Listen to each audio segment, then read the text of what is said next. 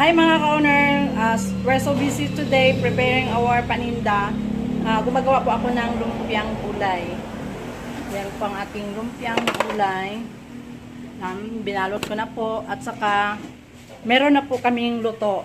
Ayan po. So yan na po ang aming naluto na po na lumpia. Ayan. Busy po ang lahat. Preparing our paninda.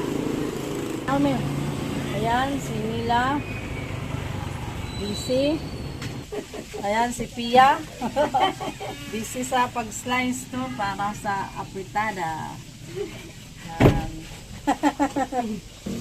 So, ayan si Vina. Busy din sa pag-prepare ng aming talong. Ayan.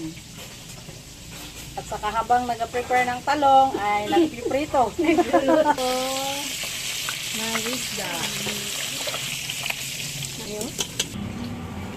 While si Nonoy nag-prepare ng aming kumba. Pork kumba. Minamaliit na pork kumba. So, ayan. Busy ang lahat po.